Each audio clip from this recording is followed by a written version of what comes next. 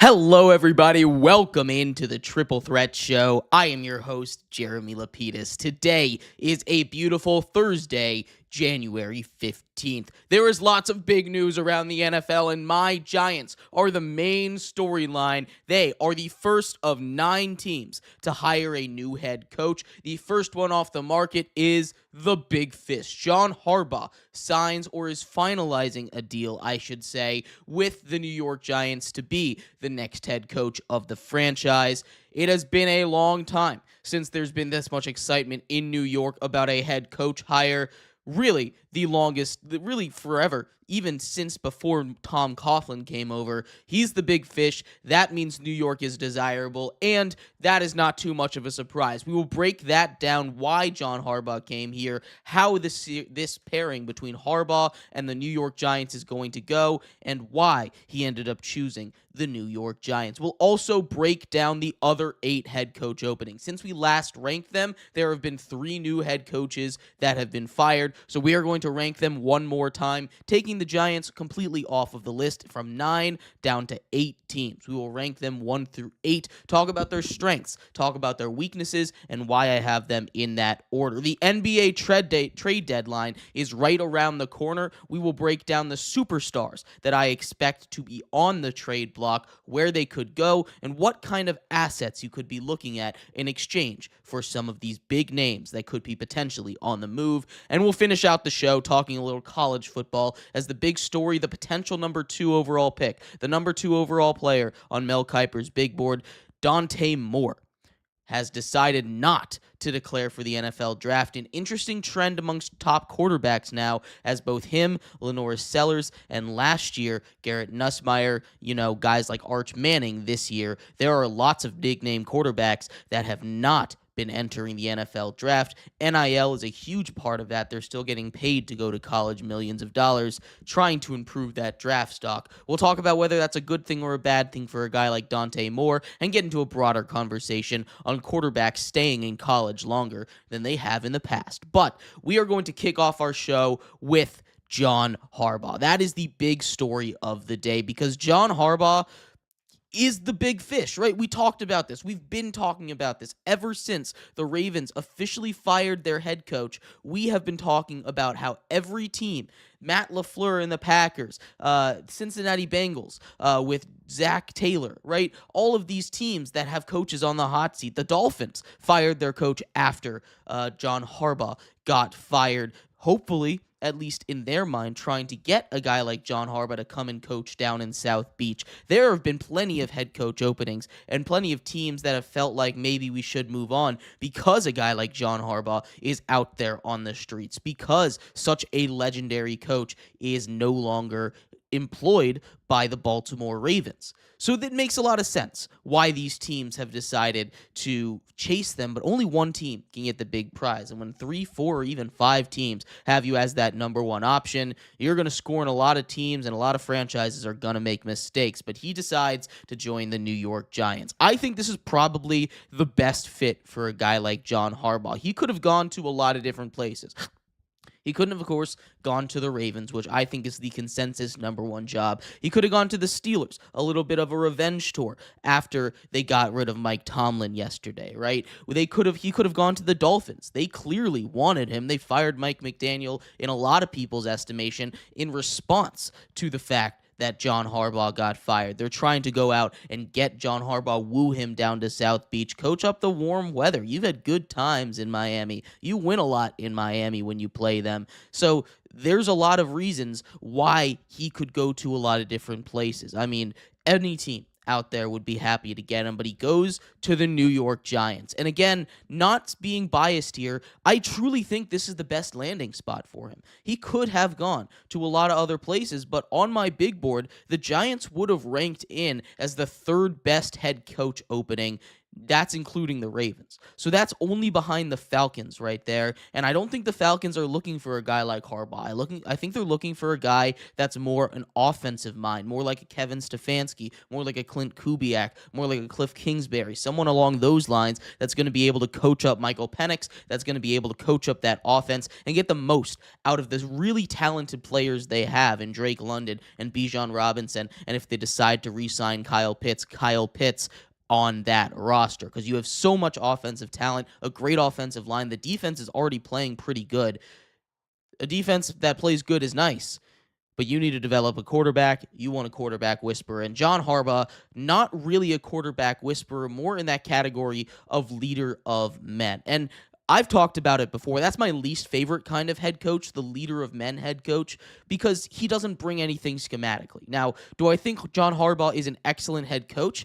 Absolutely. We talked about this yesterday when we got into our fight about Mike Vrabel and the other playoff coaches that are currently in the NFL playoffs right now, right? The last 8 teams, the divisional round team coaches, when I ranked Mike Vrabel a lot lower than a lot of other people. And I do the same thing for John Harbaugh. John Harbaugh is a great leader of men. He's a great head coach, and he's going to be able to build a culture. That's important. I'm not taking that away. The Giants are a team that need to build a culture. There are certain teams that need to build culture in order to be successful, right? You look at a team like the Lions with what Dan Campbell did. He built a culture, and he built a really good staff, bringing in a guy like Ben Johnson. He built a culture, and he built a really good team working hand in hand with that GM, hitting on a lot of their top picks, making big trades, moving off of Matthew Stafford in a trade that worked out really well, getting Jared Goff for them, right? They have hit on a lot of their moves since Dan Campbell entered the building, and culture is a big part of that, right? Having a winner culture, having a good mindset is really important, especially for a young team, and the Giants fall into that category.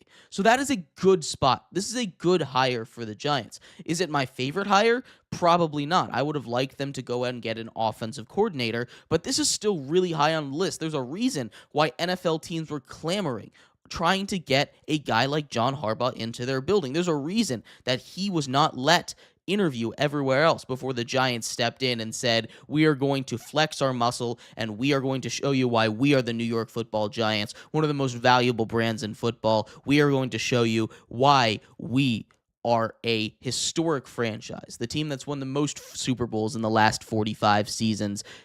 This is a Giants team that has a lot of history. This is the Giants team that has a lot of pull. And this is the Giants team that, most importantly, has a lot of promise moving forward. And if you're John Harbaugh, you're not going to the Browns. You're not going to go coach a team that has no promise. You're not going to go to a team like the Cardinals that feels like they're in the middle of a deep rebuild right now. You're not going to go to a team that's in the tank. It doesn't make any sense to do that if you're John Harbaugh. You need to go to a team that you think is going to be good for you. You're going to go to a team that you think you're going to be able to be successful with, not a rebuild. And that Giants team ticks off all the boxes. You want a good defense?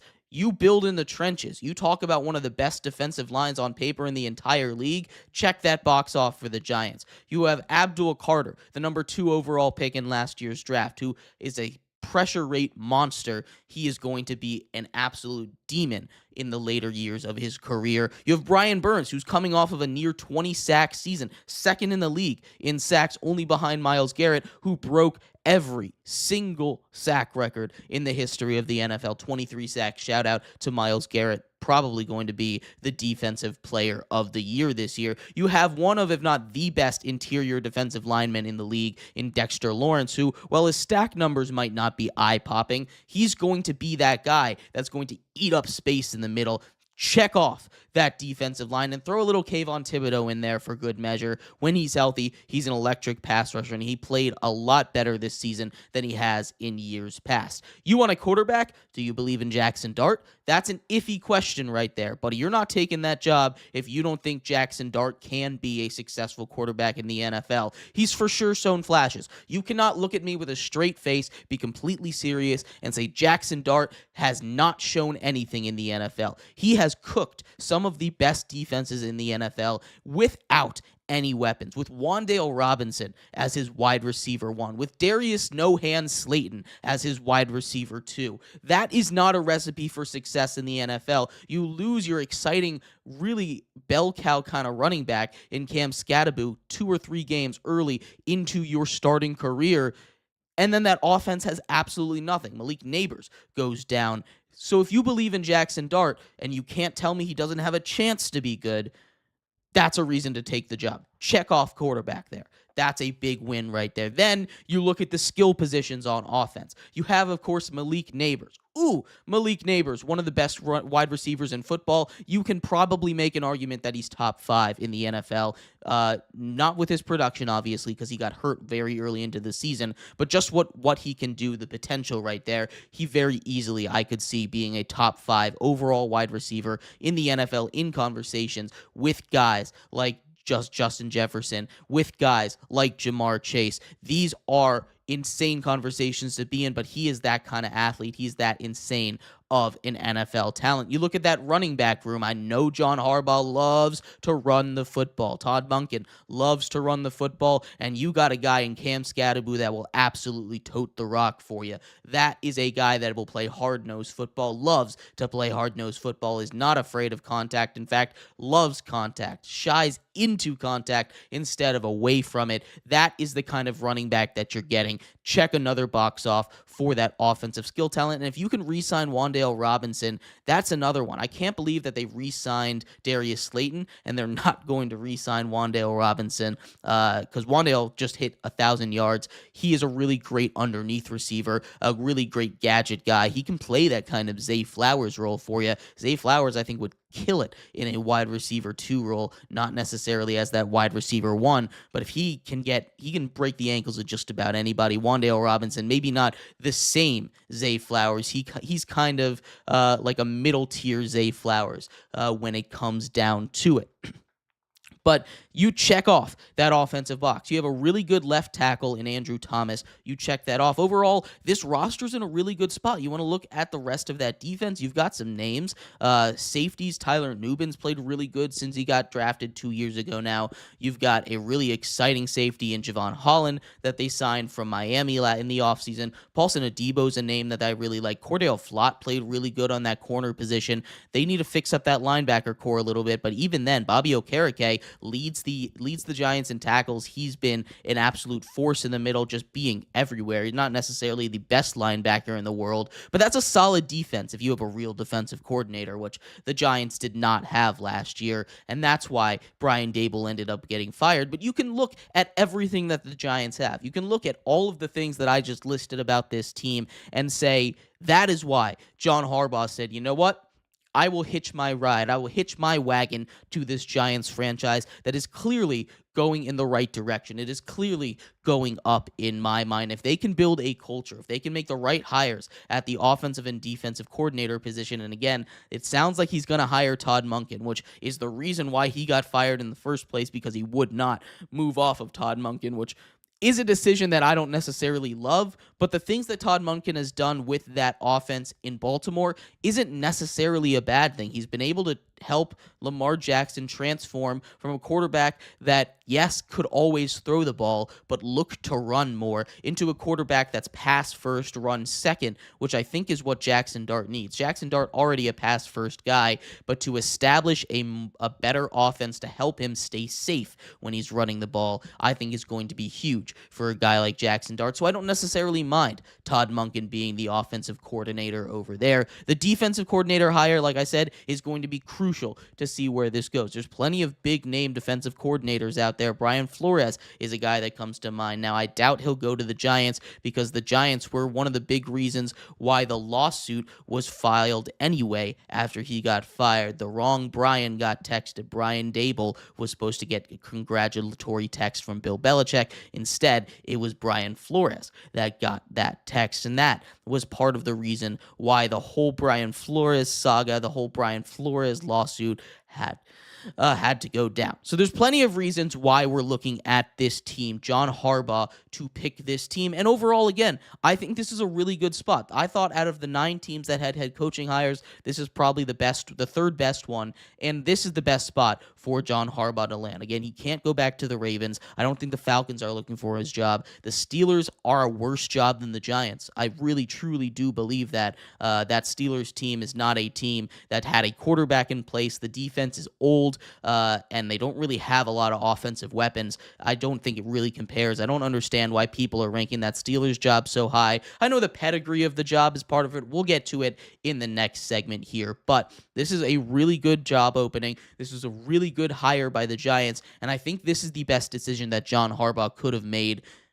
He's going to get a lot of money. They're still negotiating what the terms are. It looks like it's going to be a 5-year deal. He's going to build a culture. It might not work in year 1. I've seen people say, oh, they said they hired John Harbaugh, they're going to the playoffs. I don't necessarily think that John Harbaugh is an immediate go to the playoffs kind of coach. You have to remember, this is a Giants team that's picked in the top 5 now 3 years in a row, right? This is not a good Giants team by any stretch of the imaginations.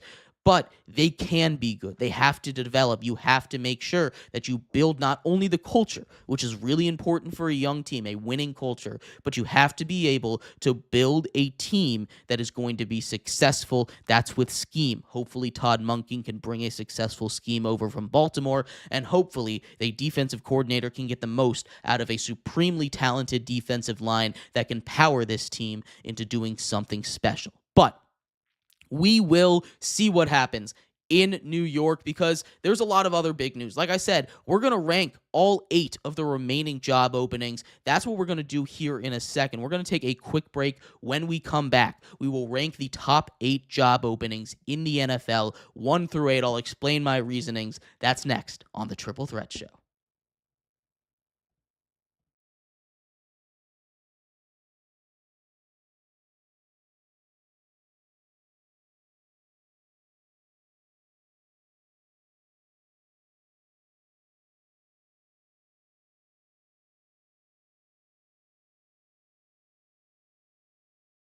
Welcome back to the Triple Threat Show. I am your host, Jeremy Lapidus. Today is a beautiful Friday, January 15th. If you're just tuning in, we just finished going over everything you need to know about John Harbaugh being the next head coach of the New York Football Giants. A huge hire for them, a huge move for him. I think this is the best move all around for John Harbaugh, for the Giants potentially.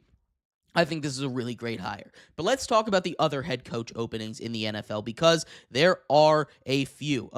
I mean 25% of the NFL still needs a new head man, a new leading man, and we will rank them all 1 through 8. We will give you my reasons why, but as always, we'll start down here at the very bottom. Number 8 on my list, it's got to go to the Cleveland Browns. Look, this is a Cleveland Browns team that, yes, you can convince me has a little bit of potential, but the reason they're all the way down at the bottom of my list is because this is a Cleveland Browns team that does not have a quarterback. And even if they were able to get a quarterback this year, which seems a little bit the ownership is definitely meddling. You've seen the way that they've been trying to get quarterback. Shedeur Sanders, I know they insist it was not ownership that said you needed to get Shedeur Sanders, but if you're going to draft Shedeur Sanders, why draft Dylan Gabriel? I know Shedeur Sanders ended up playing better than Dylan Gabriel, arguably.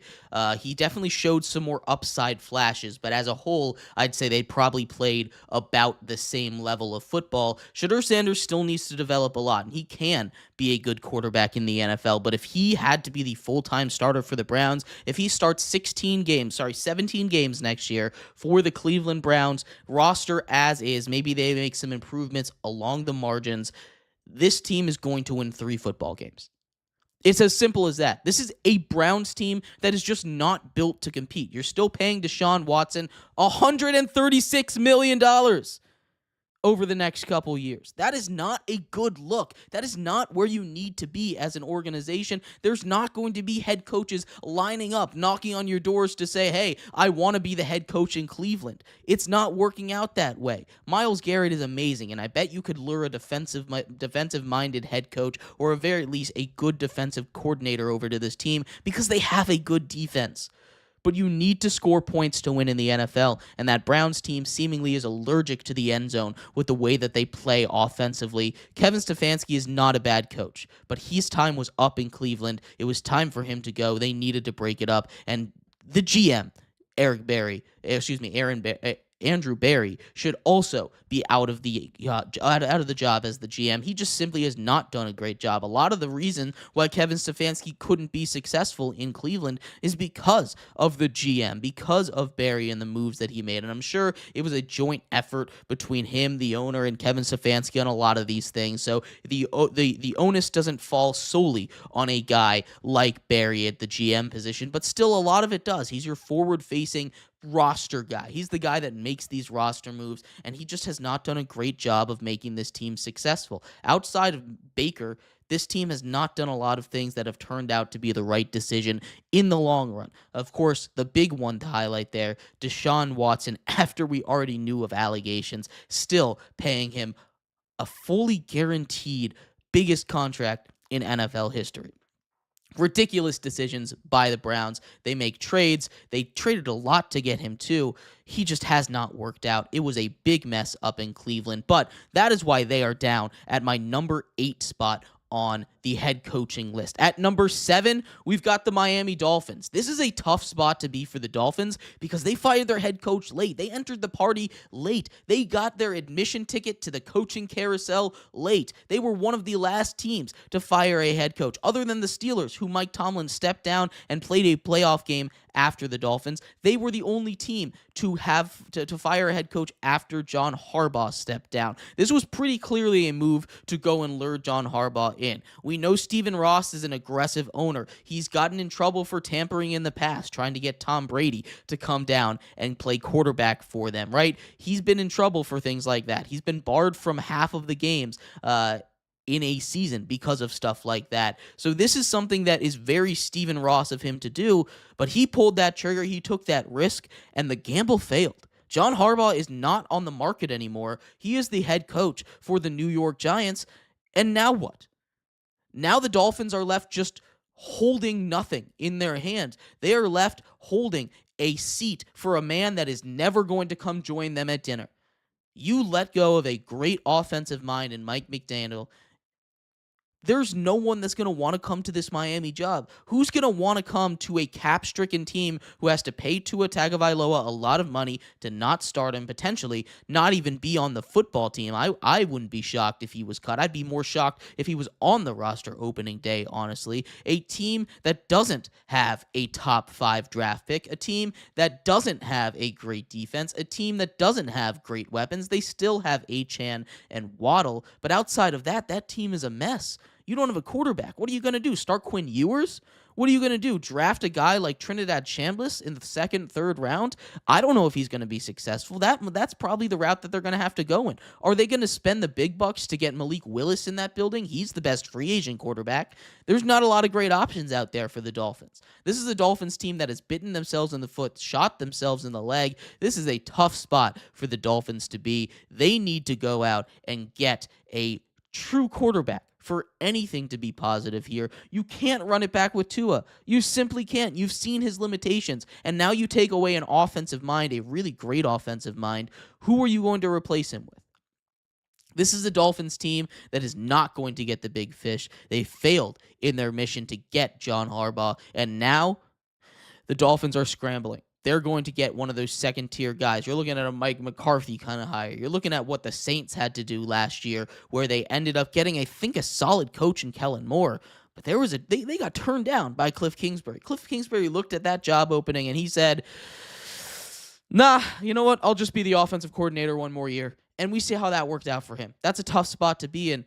I don't know what the Dolphins are going to do because their head coach offering is arguably worse than the Browns. I'm going to give them the nod because they don't have to pay Deshaun Watson $140 million, but it is not too much of a difference between that 7 and that 8 spot in my mind. At number 6 on this head coaching list, I am going to put the Arizona Cardinals. This is not a bad Cardinals roster. If you look at it and you have a vision for this team, you could see them being successful. The big question is, what are you doing with Kyler Murray? Because all signs seem to be that the Cardinals and Kyler Murray are headed for a breakup right now. He's on a big money contract. Kyler Murray is a guy that maybe you trade him to a team like the Dolphins, and you get a pretty solid draft pick. You get 2 first-round picks, although I don't know if Kyler Murray is really worth a first-round pick right now. I don't know if Kyler Murray is a guy that's going to fetch that high of a price, especially on the contract he's on. You'd probably have to do like a Lions and Matthew Stafford trade where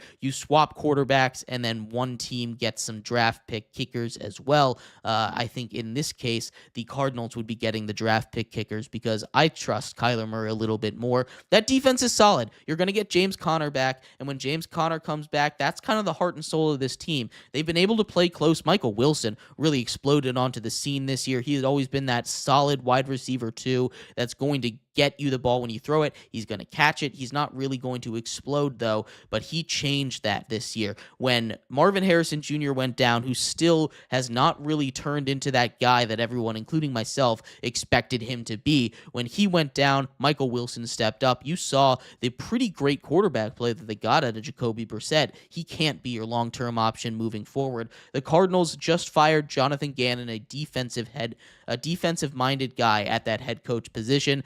They're probably going to go offense, although, again, I don't think they're going to get any of those top options. They might have to look at a guy like a Mike McDaniel that just got fired. They might have to look at a guy who in Cliff Kingsbury, who just got fired as an offensive coordinator. They're probably going to have to look not at those top options, those Clint Kubiaks, those Kevin Stefanski's. You're not going to get those guys. You might have to look at a name that I've been interested in Joe Brady over there, who I think could be a really solid head coach. But again, that's not the most desirable job opening. Joe Brady's been waiting in the wings for a while, and I think this is finally the year that he leaves. That's my pick for the Arizona Cardinals, but we will have to see what happens over there. Again, not a super desirable head coach offering, but again, if you have a vision, there's some pieces on this team that I think you could be successful with in a relatively near future. You just need to get another piece or two on the defense and then maybe another piece or two on the offensive line. Moving up to number 5, the top 5 on my list here, I'm going with the Las Vegas Raiders at number 5 for me. This is a really interesting one because the Raiders could be as high as number 4, number 3 potentially on the list, depending on your thoughts on Fernando Mendoza, because they have the number 1 overall pick in this draft. Fernando Mendoza looks like an NFL quarterback. How do you think he's going to make that transition? Is he going to be successful? How is he going to be with Ashton Genty, with Brock Bowers, and behind that offensive line that clearly is not good enough? How are you going to fix that team up so a guy that comes in can be successful at that head coach position? How can you convince them? Well, the answer is pretty simple. It's Tom Brady. Tom Brady is going to fix that gap between the 5th best head coach offering and that 3rd or 4th best head coach offering, because this is your boon as an NFL all-time great, right? That's the kind of muscle that you can flex when you're Tom Brady, who's the GOAT in the sport. That's the kind of thing you should be doing as an owner, as an executive. Get your team to the top by using your brand, yourself, as part of the leverage to get in there. There's a reason why you can get a lot of these big names. There's a reason why Pete Carroll came back last season, and I think there's going to be a huge push for a guy for a guy to come in and be that next head coach for the Raiders. They're at number 5, but I think having that number 1 overall pick and having Tom Brady in that building is going to be a huge push for a big name. I think they get the big fish in the offense and Clint Kubiak. That is my spot for the Las Vegas Raiders, At number 4 here on our list, we're going with the Tennessee Titans. And hold your horses here. I know the Titans had the number 1 pick last year, and the Titans picking in the top 5 yet again. I know. Look, let's talk about this. Walk with me here. Cam Ward. Did you watch him? He's really good at football. Look, let's talk about this. This is a team that has Jeffrey Simmons. He's an elite interior defender, one of the best in the NFL right there. They have so much cap space to go out. Brian Callahan, disaster of a hire of a head coach. I can't believe they ever thought that that one was going to work. This is a huge, huge mess for the Titans. They kind of wasted a whole year of Cam Ward. We saw him develop. He looked a lot better. He's making plays that only a couple quarterbacks in the NFL can make. He's got an incredibly strong arm. He's got great instincts and his ability to extend the play. If you get him a great play wide receiver, that's going to make that team look a whole lot better offensively. Now, you need an offensive coach for Cam Ward. You need a guy that's going to be able to design an offense with his strengths and his weaknesses in mind, what he can and can't do. They have really solid running backs. It's not the greatest. Tony Pollard and Tajay Spears are fine. They're good running backs. They're not going to be in that elite running back conversation, but Tony Pollard has been a guy that's succeeded, had pretty solid production just about everywhere he's gone. In Dallas, now in Tennessee, he's been really solid. So there's plenty of reason to think a guy like a guy could like a team like the Titans. Again, I'm high on Cam Ward. The reason they're ahead of the Raiders for me is because the Raiders and the Titans are in very similar positions in my mind. I just like Cam Ward a little bit more than I like Fernando Mendoza and their future moving forward. At number 3, this is where the Pittsburgh Steelers slide in. I went on a little bit of a rant in our first segment about how the Pittsburgh Steelers job is way overrated. It really is. Mike Tomlin was holding that team up with a single toothpick, and the rest of the team was just balancing on that toothpick. That toothpick was Mike Tomlin, and now that Mike Tomlin is gone, you're going to see the whole house of cards collapse. It's pretty much it's not going to be a 0-17 season. It's not going to be a 1-16 season, but they're not going to have a winning record. They're not going to sniff the playoffs. TJ Watt is great. Cam Hayward is great, but you're not going to have a quarterback next year. DK Metcalf is not going to be a guy that's going to be able to lure a top quarterback in. You're not picking high enough to get a quarterback in what is a not great quarterback class. You might have to end up starting Mason Rudolph, which last offseason they said they were more than happy to do. I don't believe them then, and I don't believe them now, right? This is not a time to start Mason Rudolph. This is not the time to go out and say, Mason Rudolph, I'm going to hand you the keys. Now, it is actually the time to do that because they definitely need to hit a hard reset button. Aaron Rodgers most likely going to retire with the news of Tomlin stepping down. Cam Hayward, I think, has a good chance of retiring as well. There were rumors of his retirement last offseason, a little bit of 2 off seasons ago too. I think he ends up hanging up the cleats after this one. TJ Watt, still there. DK Metcalf going to be a little bit of a head case. Maybe they look to move off of him, even though I know they just extended him. He's got 4 more years left on his deal, making $30 million a year is DK Metcalf. Maybe you can build around him, get a solid guy in. I don't know if they're really going to be interested or if Malik Willis is really going to be interested in them. The other way around, I should say. But they got to find an answer at quarterback. I don't think there's going to be a lot of head coaching candidates that are chomping at the bit to go to Pittsburgh because the fans have been yelling fire Mike Tomlin because he can't win a playoff game. You're not sniffing the playoffs this year, buddy. That's going to be a tough sell in the land of steel. At number 2, I have on my list the Atlanta Falcons, and a lot of people have them a lot lower, but I love this Atlanta Falcons job. There's a chance that I could have them as my number 1 before the Ravens job opened. They were my number 1 far and away. Look, I've talked about it a lot. I love the offensive weapons that they have. If you're an offensive coach, if you're Kevin Stefanski, I am not listening to anyone else. I am saying, hi, Falcons. How you doing? My name's Kevin. I would love to come and be your head coach because Kevin Stefanski is a guy that can work with solid quarterback play. Look, we saw what he did for Baker Mayfield when Baker Mayfield was healthy, right? Obviously, that relationship frayed a little bit, and it went off the rails in the last year that he was in Cleveland. But Michael Penix is a guy that I think has a lot of the same traits as Baker. He's competitive. He will play through anything. And Michael Penix is a guy that I think shows a lot of promise in the NFL moving forward. You have a great wide receiver in Drake London. You have a great tight end if you choose to resign him in Kyle Pitts. He's got that restricted tag, so you have every chance in the world to bring him back, and I would be shocked if they did not do that after the season he had, finishing second in most stats for tight ends. 5 touchdowns on the year for a guy like Kyle Pitts. I really do like that production for him. He's getting better every year, and we skipped over the biggest one, arguably the most electric player in the NFL in Bijan Robinson, right? He's a guy that can just go for 200 any given night. He can just go for 2,000 yards any given season. He is that kind of a special player, is Bijan Robinson. There's a lot to like about this head coaching offering. You look at the defensive side of the ball. I know they don't have a first-round pick, and that's something that people will be harping on with good reason.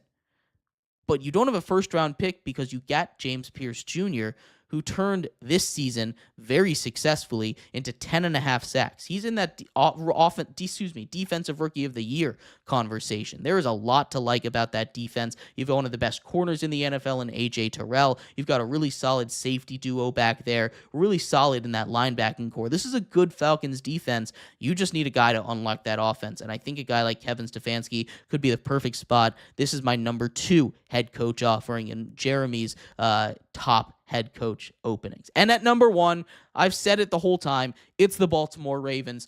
I could go into a long speech about why this Baltimore Ravens team is the best spot, but I could summarize it in 2 words for you if you want me to be brief. Lamar Jackson. Lamar Jackson is the reason why this head coach offering is the best one. You have arguably the best quarterback in the NFL, a guy who's won multiple MVPs, a unanimous MVP, and a guy that at the peak of his powers is the most unique quarterback we've ever seen. He's the best running quarterback in NFL history by a very wide margin. He has a cannon. He's incredibly accurate. You see some of the magic stuff he pulls. This is a Ravens team with a culture that's already set. Now, you're going to have to do a little bit of recovering because John Harbaugh has left that building, but this is the best job opening by a very wide margin. And if you cannot win with Lamar Jackson, something's wrong with you. Really. I know he was hurt all this season, which is why John Harbaugh took that dive. He really got fired because he wouldn't get rid of Todd Monken, which I think would have been the easy fix over there. But he stood by his guy, and now he and Todd Monken are most likely going to end up in New York. But that's my rankings. I'll run through it one more time. At number 8, I've got the Cleveland Browns. Number 7, the Miami Dolphins. 6, the Arizona Cardinals. 5, I've got the Las Vegas Raiders. 4, the Tennessee Titans. 3, the Pittsburgh Steelers. Number 2, the Atlanta Falcons. And number 1 on my head coaching list, it's the Baltimore Ravens. Let me know what your thoughts are. We're going to take a quick break. When we come back, which NBA superstars are going to be on the move? Which NBA superstars could be on the move this year in the NBA? We'll talk that and much more coming up next on the Triple Threat Show.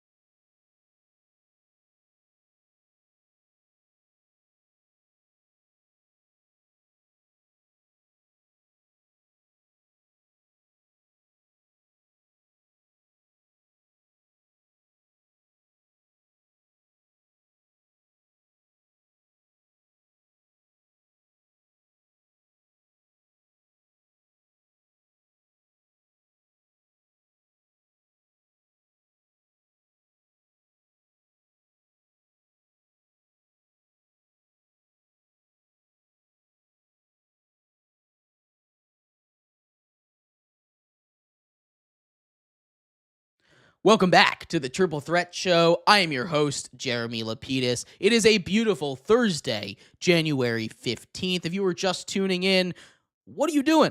We had a really good show so far. We've talked NFL as John Harbaugh, the big news, the new head man in the Big Apple, a new era over there as the Giants have hired John Harbaugh to be their next leading man. We also talked about the remaining 8 head coach offerings. We went through them, talked about their strengths, talked about their weakness, and put them in an order 1 through 8. But I've got some exciting news if you are not a football guy, because we're going to take a quick break from football. We're talking some NBA. The trade deadline is right around the corner, and to help me break it all down, my friend and co-host Mehrab Fatemi is here to help me out. Mehrab, there are a lot of happenings in the NBA here. Most importantly, I would say the trade deadline right around the corner. We've seen one big trade already.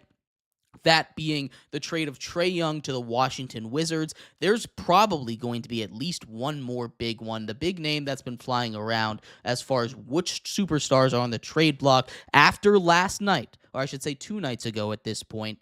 A guy like Giannis is back on the trade block, and I know I sound insane throwing his name back out there over and over and over and over again, but he got into it with the home crowd last night. The home crowd was booing the team. He went out there and he gave him the classic two thumbs down after hitting an and one. That is not a good look. I understand maybe he's just having a little bit of fun out there, but Giannis is that big name to watch. There's a lot of different places that he could go, a lot of dream scenarios that I could cook up for a guy like Giannis to go and fix a team. But there's not too many teams that I think could actually afford the price of Giannis. If you are looking at the NBA trade block as a whole, you really think he gets moved? And if so, where are a couple places that he could end up?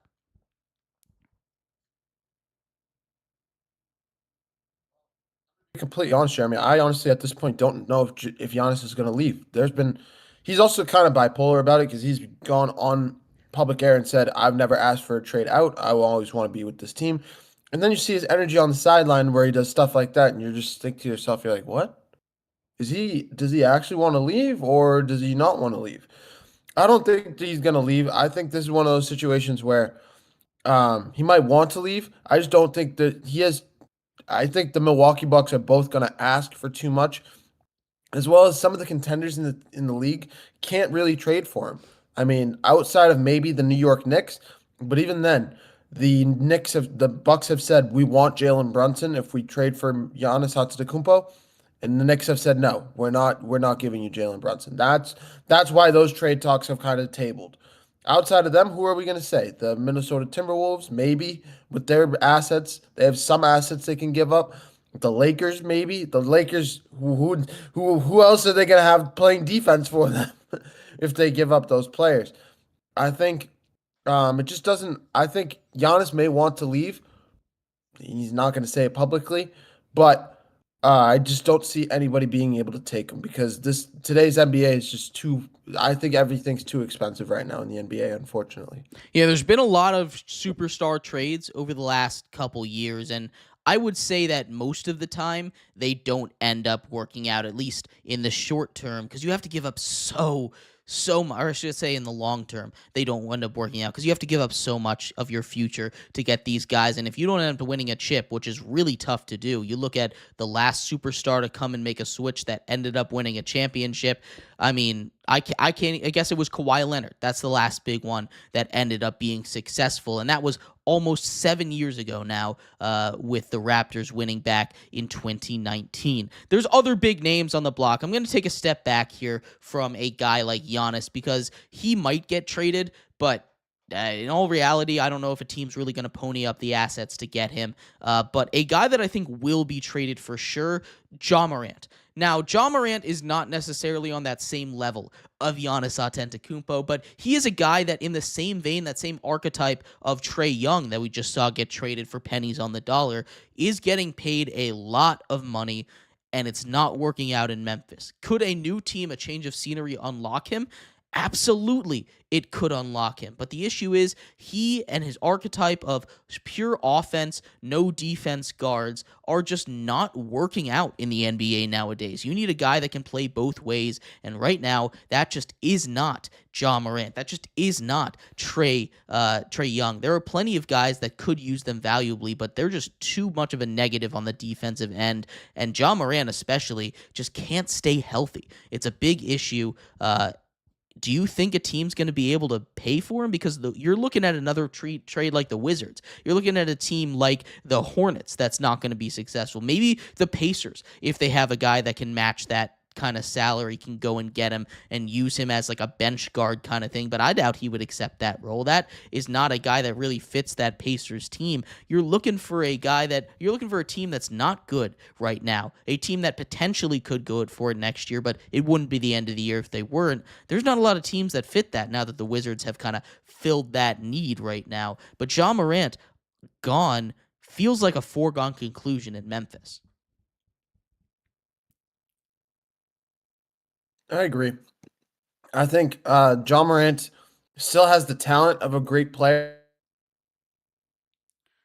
but unfortunately, some of the stuff off the court have ruined his stock market, his stock significantly. So I think any team that's going to trade for him is not going to be able. Memphis is going to want too much, and nobody's going to be able to give them what they want for a guy like a John Morant to move him. I kind of want to stay with the Grizzlies, but I'll get there in a second. I just think, I mean, outside, who are some teams that could want John Morant? Maybe like the Portland Trailblazers, a team that's rebuilding, a team like that, maybe. Um, Probably not the Washington Wizards because they just got Trey Young. Right. But maybe the Philadelphia 76ers, a team that's rebuilding right now, I think that has a lot of promise in the near future. Could love a guy like a John Morant to continue to grow with their young talent that they have over there. That's just me. Yeah. Outside of that, like I said, I don't want to stick with Memphis here, Jeremy. I want to get your thoughts on this because I had this idea. I literally told you there was a guy that the Celtics were interested in trading for. I just couldn't remember his name. Well, I remembered his name after 2 days. His name is Jaren Jackson Jr.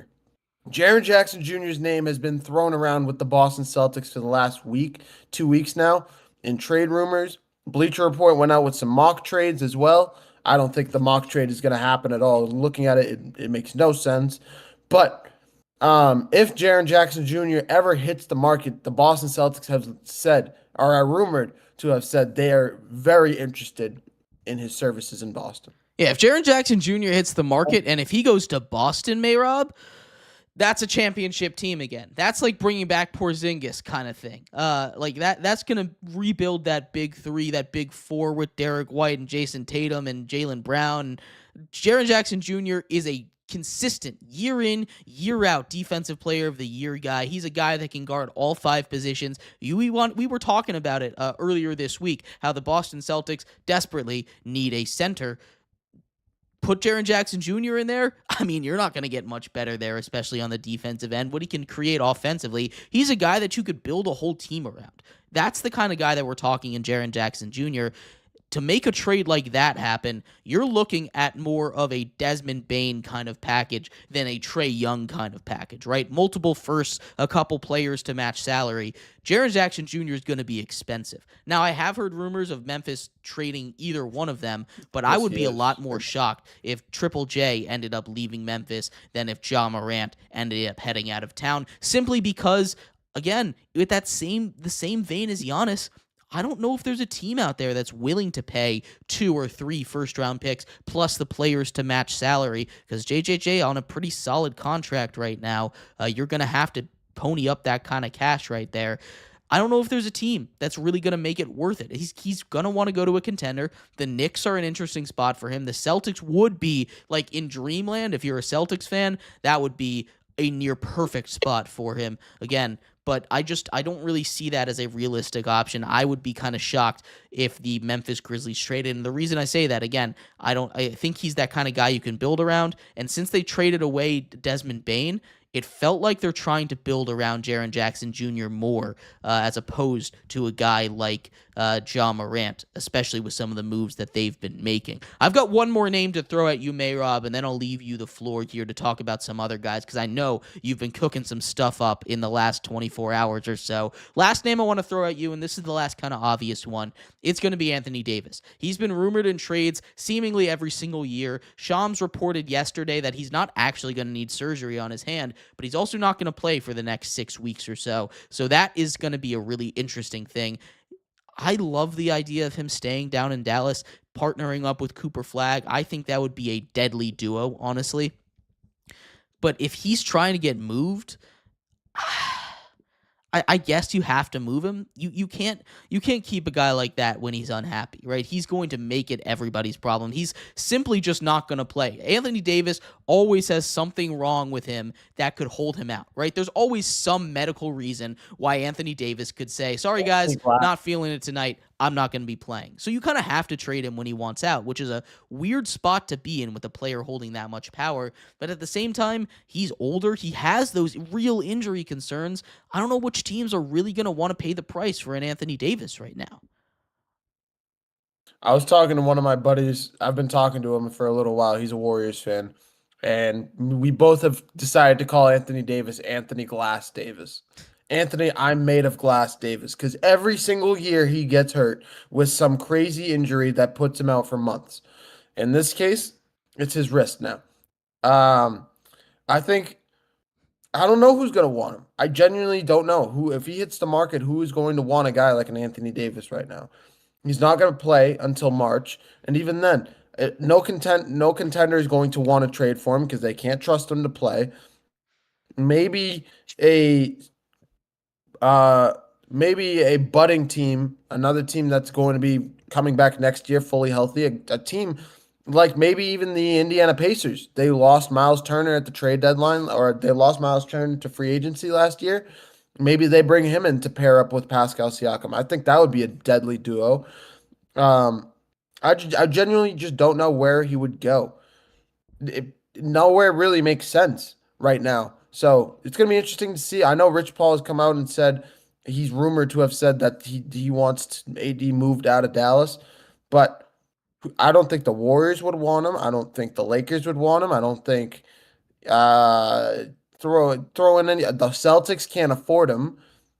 I genuinely just don't know where he would go if he were to be traded right now, outside of maybe the Pacers, the Hawks, the Bulls, one of these teams that have an opportunity next season, but no opportunity right now to Yeah, go anywhere. I would say that the Warriors, the Lakers, and the Celtics would probably be his suitors. I think it'd be the funniest thing if he ended up going back to the Lakers. I do doubt that they end up making a trade package for him like that, but there are plenty of reasons why you might want an Anthony Davis, especially if you're the Lakers, to get defense back. If you can pull that fleece, if you can get Luka for literally a first-round pick and whatever you have to trade for Anthony Davis, that's some masterpiece work over there. I think the Warriors are a good spot for him. We'll talk about the Warriors because they are a team that kind of feels like is going to add one of those older superstars to their roster to try and make one more push with Steph Curry.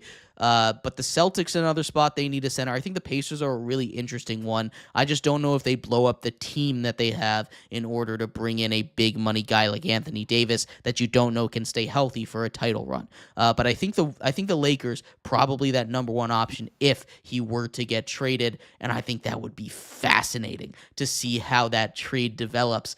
See what it would take to get him back in LA, because I think the Dallas Mavericks might just bar any call from the Lakers regarding Anthony Davis right now, simply because of what happened almost exactly a year ago on this day. But I know you've been cooking some stuff up here in the lab. We were talking about this topic last night right after the show, and you had some interesting ones. So let's hear what you got here, Mayrob. Who are some superstars that could be on the trade block?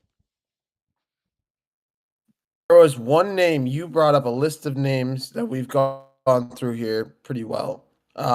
But I added one late last night that came to my mind while I was thinking about this. He plays in Los Angeles. He's arguably the best player of all time, and his name's LeBron James. I think LeBron James is on the trade block this year, and I think he put himself on the trade block right now. I think the only person that knows what LeBron wants to do right now is LeBron. Because when I'm looking at this Los Angeles Lakers squad, we can both agree they have arguably one of the bottom 10 defenses in the league right now. They have a bottom 10 defense. Luka Doncic is great.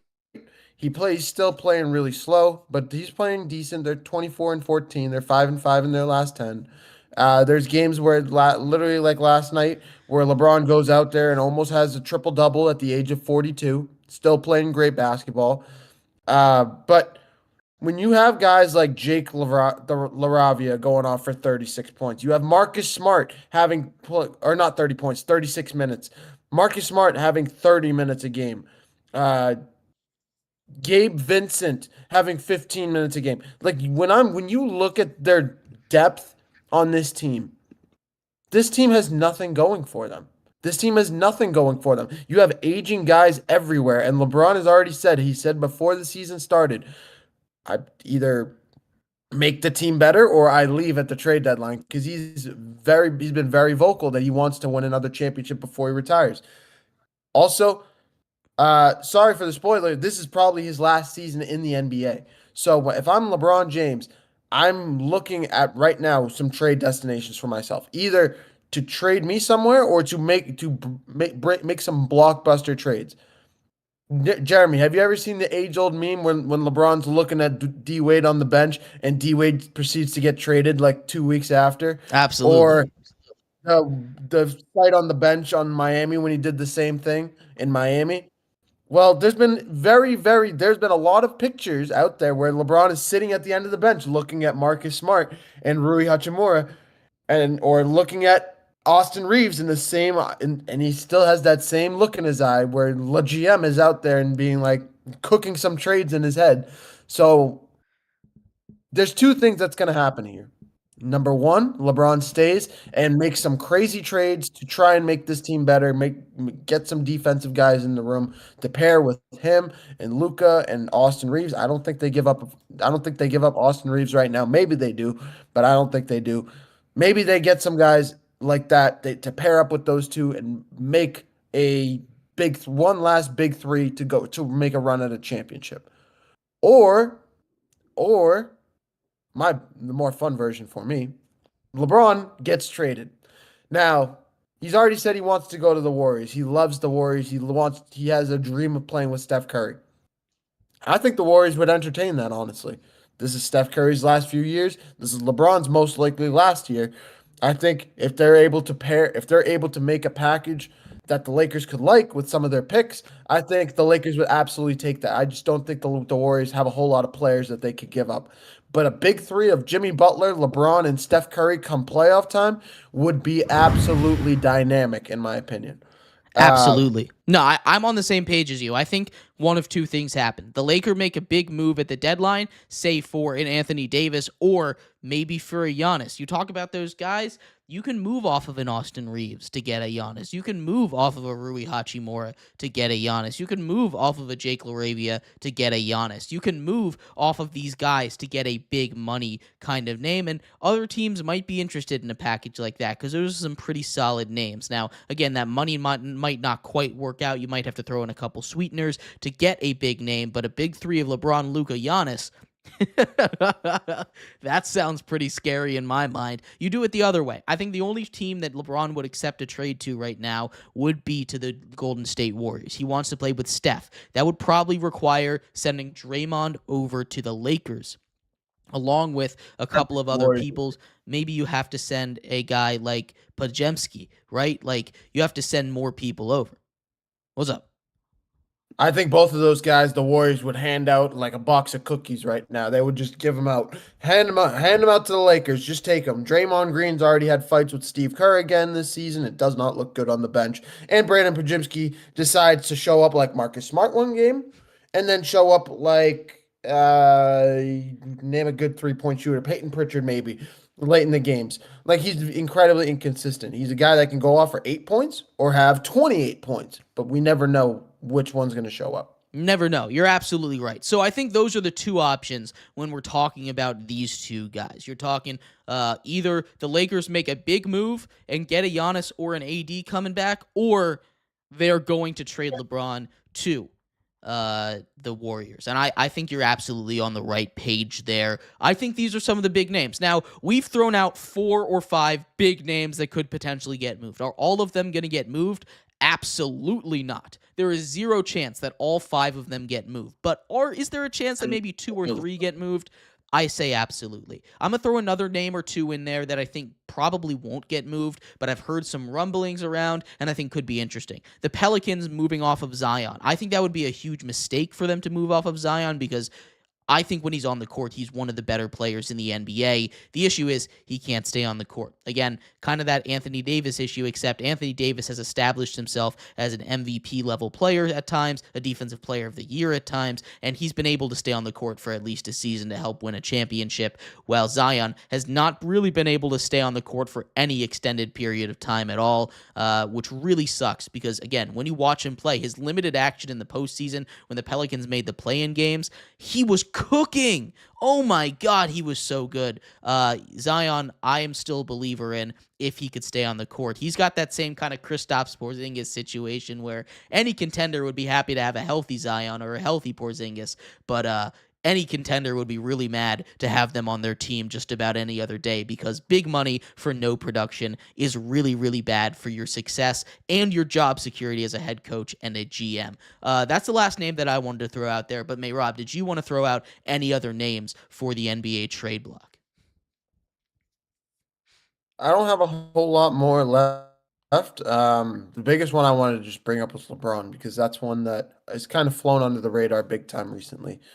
I don't really have a whole lot of names. I think more names will come up as we get closer to the trade deadline, and we'll probably see some random names show up out of nowhere as we get closer. But for now, we got to just kind of sit in the dark and see what the Lakers are cooking because the Lakers are definitely going to cook something up before the trade deadline. I think for sure. If there's one team I think that's going to do something, it's the Lakers. Either LeBron moves or LeBron does something for sure. The trade deadline, less than a month away now. We are going to take a quick break here. When we return, we will go over everything you need to know about the big story in college football as Dante Moore returns to the Oregon Ducks. We'll be right back here on the Triple Threat Show.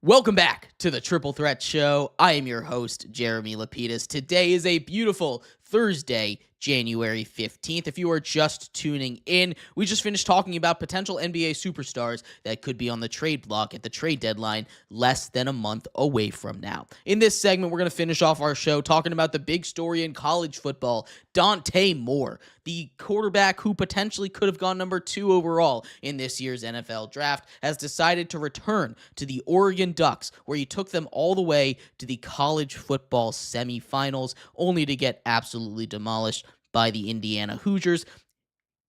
Dante Moore is a good quarterback. I'm going to just put it very simply right there. Dante Moore is a good quarterback. He is a guy that has NFL skills. He is a guy that has NFL talent.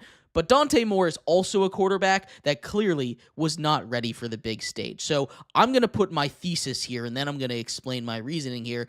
He made the right decision by going back to Oregon. Now, he did also make a big kind of issue in Oregon because I think if they had won the college football national championship, he would not have decided to stay. I think that's a big reason why, but NIL, kind of to a bigger point, has made this a more normal thing for top quarterbacks that would go second overall in the draft to stay in college another year. And that's a good thing, and it's also a bad thing. There's two sides of this puzzle here. First of all, you have guys like Lenore Seller, who also opted out of the NFL draft to return to a team like South Carolina. You have guys like Arch Manning, who are staying another year in college to develop. I think he would have done that anyway because that's just what the Mannings do. There are plenty of examples of quarterbacks now. Garrett Nussmeier last year could have gone into the draft. Instead, he stays hoping to go number 1 overall and has a disaster season. But this is because of NIL. There is not a soul that would have done this 10 years ago.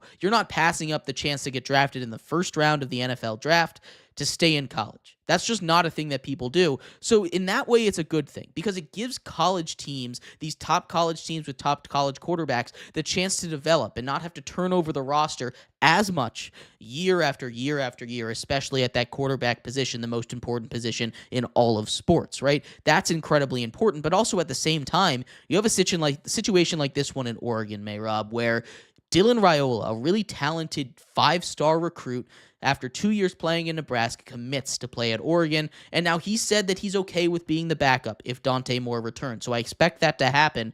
But now you have a 5-star quarterback that has proven production at the highest level of college football sitting on your bench for a year. You're paying him millions of dollars to sit on the bench and do nothing. And then what? You know what he could do next year? He could say, thanks, Oregon. I appreciate all the help. I'm going to go play for Indiana now. Like, he could go and do that, right? He could go and say, look, Oregon, I appreciate you giving me all this and giving your trade secrets and training me up in your Oregon QB factory. I'm going to go play for the Ohio State Buckeyes now, right? He could go and do that in the transfer portal era. That is a big concern, but also you look at some of these younger guys that are not going to get the playing time, and maybe it's a good thing because those top-tier blue-chip prospects are going to take a step down to your Power 5, you're away from the Power 4 to the Group of 6 conferences. Go to places like JMU, go to places like Tulane, go to places like USF, right? These places that are sniffing that auto bid for the college football playoffs, these places like Boise State. Get some playing time, prove that you can produce at that level, and then take your talents to the next level, to that power conference. That's something that I think we're going to start to see more of. But as the time stands, this is both a good and a bad thing. Dante Moore returning to Oregon in a purely Dante Moore organized way, I think is a good thing. He gets probably around $5 million. I don't know what that number is, but it's going to be in the millions to return to Oregon. And, he gets to develop a little bit more. Maybe not go to the Jets. These are good reasons to return to college. There are lots of pros and cons to this, but I think overall this is a good thing for Dante Moore. Maybe not a great thing for Oregon, but definitely a good thing for Dante Moore. I think Dylan Raiola might be a better quarterback than Dante Moore anyway. I think it's going to be interesting between Dylan Raiola and Dante Moore, depending on what Dylan Raiola does. If Raiola decides to stay and make it interesting in Oregon, make it a little bit of a QB competition before the year starts, make it interesting. The second Dante Moore gets injured, hopefully not, but if he starts to play bad and the Oregon Ducks start losing games, they might just put Dylan Raiola, plug him right in, and see how he does. If I'm looking at Raiola, I don't know exactly how you do it. I think you're right for Dante Moore. This is a good thing. For Raiola, I don't know. We're going to see if he decides to leave again. He's transferred like 4 times already. He could easily transfer a 5th time. And then there's the situation with the Jets. What do the Jets do now? Do they go after a new quarterback in the draft? Do they decide to tank one more season and wait for Dante Moore? There's a lot of possibilities that they could engage in. There's a lot of things that they could think about here.